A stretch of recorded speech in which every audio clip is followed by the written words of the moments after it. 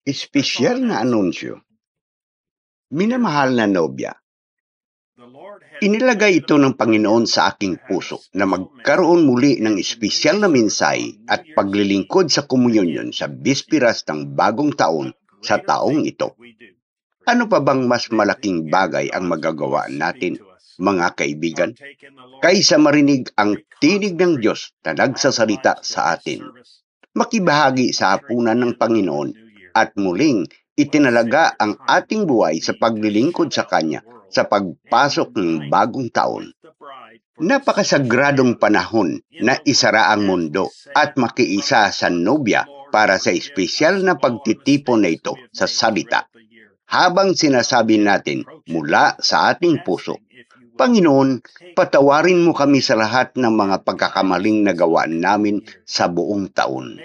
Ngayon kami ay lumalapit sa iyo. Nagtatanong kung hahawakan mo ang aming mga kamay at gabayan mo kami ngayong darating na taon. Naway paglingkuran ka namin ng higit pa kaysa dati. At kung ito ay nasa iyong banal na kalooban, naway ito ang taon ng dakilang pagdagit na magaganap. Panginoon, gusto lang naming makauwi upang manirahan kasama ka hanggang sa walang hanggan.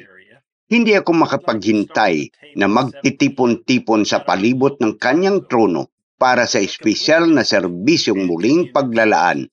Purihin ang Panginoon. Para sa mga mananampalataya sa lugar ng Jeffersonville, gusto kong simulan ang tape sa alas 7 ng gabi sa aming lokal na time zone. Ang kumplitong serbisyo ng minsay at komunyon ay nasa video radio sa oras na iyon, tulad ng ginawa natin sa nakaraan. Magkakaroon kami ng communion wine pack na available sa Merkulis sa ika-18 ng Disyembre mula 1:00 hanggang 5:00 ng hapon para kunin mo sa gusali ng YFYC. Para sa iyo nga nakatira sa labas ng lugar ng Jeffersonville, mangyaring magkaroon ng espesyal na serbisyong ito sa oras na maginhawa para sa iyo. Malapit na kaming magkakaroon ng ma-download na link kasama ang serbisyo ng mensahe at communion. Habang papalapit na tayo sa Kapaskuhan, nais kong batiin ka at ang iyong pamilya ng isang magandang at ligtas na panahon ng Kapaskuhan at isang maligayang Pasko na puno ng kagalakan ng muling nabuhay ng Panginoong Hesus, ang salita. Pagpalain kayo nawa ng Diyos. Kapatid na Joseph Branham, ipinapakita sa screen ang pinagmulan.